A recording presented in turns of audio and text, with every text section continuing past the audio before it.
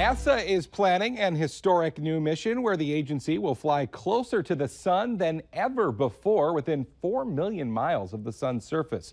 The $1.5 billion Parker Solar Probe mission is set to launch next year. Scientists say it should provide new data on solar activity, which could help them better forecast major space weather events that can impact life here on Earth. Well, a very good morning, everyone, and thank you so much for waking up with the Valley today. I'm Kyle Bosch. Lisa Bedeau has the morning off. We're just getting started with nonstop news and weather all the way up to the top of the hour to help you plan your day. And we do start with some breaking news we've been following for you this morning. An electrical problem is the apparent cause of a house fire in Moorhead overnight. Fire crews were called to the 300 block of 11th Street South just after 11 p.m. The homeowners say that they had turned on a closet light they'd never used before, and that's when they started smelling smoke and then saw flames. They were able to actually put out this false fire themselves with an extinguisher before firefighters arrived. Fire officials say no one was hurt and damage to the home is considered minimal. Well, developing for you this morning, President Donald Trump says he will announce his decision this afternoon on whether the U.S. will stay in the Paris Climate Agreement. But according to several reports, Trump has already made up his mind, telling confidants that he will withdraw from the agreement, fulfilling a campaign promise. Reached in 2015, the deal calls for nearly 200 nations, including the U.S., to reduce carbon emissions. Now, if the U.S. exits, it will join Syria and Nicaragua as the world's only non-participants. Some Democrats are vowing to uphold the agreement, even if the president walks away. Well, speaking of the president, comedian Kathy Griffin has now been fired as co-host of CNN's New Year's Eve coverage, which she's done with Anderson Cooper since 2007. Of course, it all comes after Griffin posted a photo and video showing her holding an object made to look like President Trump's severed head. The comedian did apologize after an onslaught of criticism and says she's lost several jobs because of the uproar. In her apology, Griffin says that she made a mistake and went too far, and now says the image was too disturbing and was not funny. 6:51, time to get a look at weather and traffic on the ones. We start with meteorologist Lisa Green. Good morning. Mostly sunny skies today and warm temperatures as well. We're going to hit those 80s again in Fargo, 82 degrees on the way for this afternoon. Wind out of the south into the teens, but some gusts into the 20s again today to near 30 miles per hour, especially later tonight. But a beautiful day. We're starting off this morning with temperatures in the 40s and low 50s in most spots. We are at 39 in Wadena, so it is a little cool in some areas. But you'll definitely want to dress for some warmer weather later today. Perhaps maybe dress in some layers. You won't want that sweater later on. Looking at our visibility, things look great in most of the valley. Gwinner does have a low visibility report at 3 miles though. And wind speeds are light east. We're seeing wind speeds up to 13 miles per hour out of the south and Langdon at the moment. Clear skies, perhaps a few clouds up in the north and toward the west, but really things are looking good in the tri-state area. And this afternoon for everybody, we'll enjoy that sunshine. Temperatures at least in the mid 70s in parts of Minnesota, all the way up to the low 80s here in the heart of the Red River Valley as well. And we just add on to that for tomorrow. We'll see those temperatures rising into the 80s. And the farther west you go, the hotter it might end up being. We could see some upper 80s up by Jamestown and Devil's Lake. Here in the Fargo-Moorhead area, mid 80s into the east, some low 80s for the high temperature. And this surge in warmth ahead of the front that'll be moving through later tomorrow evening. That'll be bringing some storms. Some of them could be strong for the evening hours, especially in our western viewing area. That's our next event to watch out for. And we'll see chances for some rain and thunder continuing into Saturday, mainly in the early morning hours. Sunday, some lingering showers as well, but temperatures shouldn't have too much of an impact. There we're looking at some 70s likely for much of the valley. And then next week, right back into the 80s. Let's check in with Al.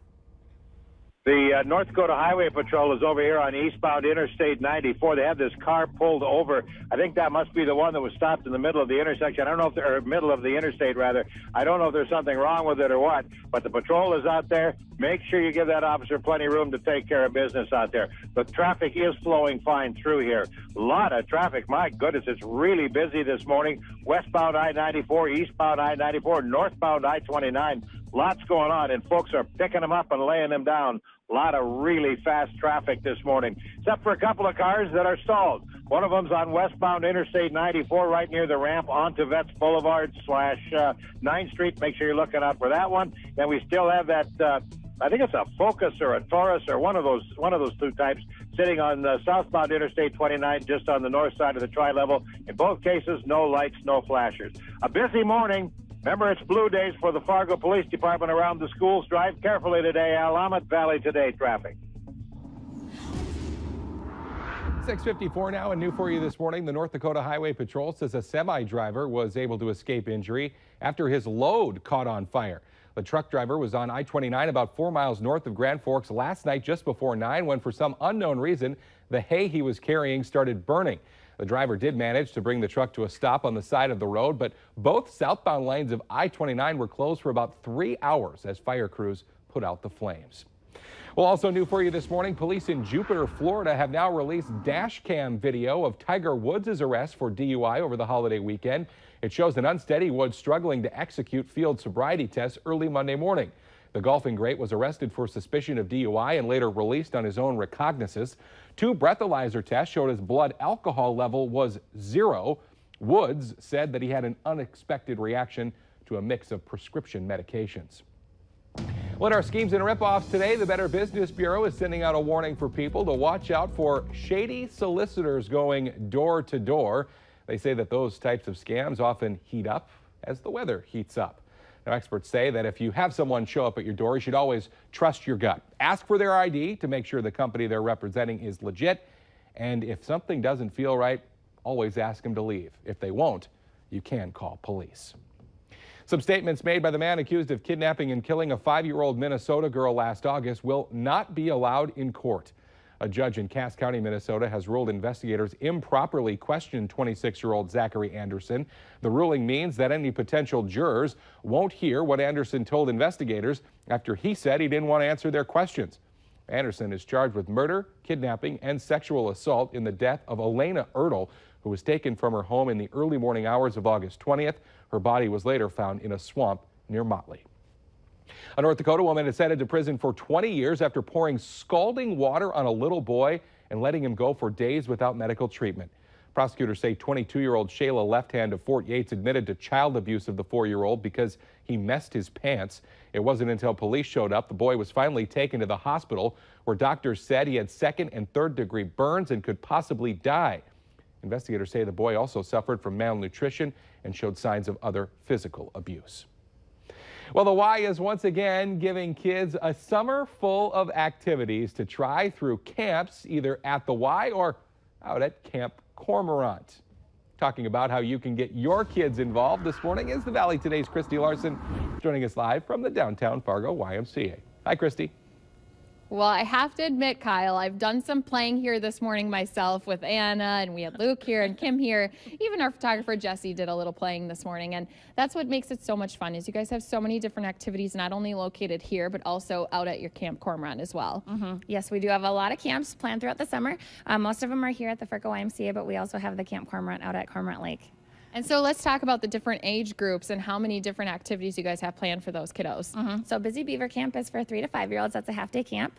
Mini specialty camps and Camp Kodak are for 6 to 11-year-olds, and then Camp Cormorant is from 7 to 15-year-olds. And then I should mention, too, we do have sports camps for swimming and diving as well, and that's for all ages throughout the summer. And this is something that the parents drop the kids off, and when they pick them up, they see the smiles, they see them tired out, which they all need. Yeah, exactly.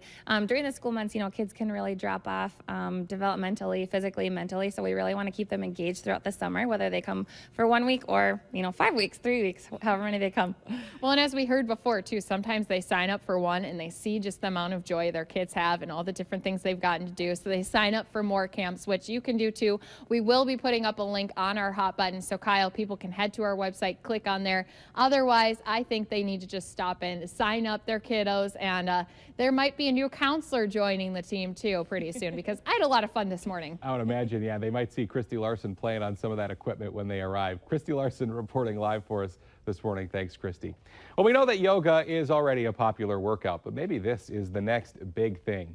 Cat yoga. A special connection is the idea behind Fargo's very first Meow Maste. A couple dozen people took part in the event at the Healing Touch Chiropractic offices yesterday afternoon. You can see all the little furry friends walking around and taking part, and they're actually up for adoption at Homeward Animal Shelter. Now, Now, proceeds from these classes go to help the shelter. You'll have to keep an eye out on social media for when they're holding the next one. So do they cancel the downward dog, I assume, during Meow Mas Day, during cat yoga? Cats might not approve of that one. I get a little upset. Let's get our answer now to our question of the morning on Facebook this morning. 1 in 4 women say this is their partner's worst habit. The answer, leaving wet towels on the bed. You can take part in our question of the morning by heading to our Valley News Live Facebook page and joining the conversation. Just a great day for the last day of school, or for the kids already out of school, even better. Yeah, I know. It's just going to be beautiful. It's the first day of meteorological summer. Temperature is going to feel like it. 82 degrees today, 86 tomorrow. Great looking 7-day forecast, too.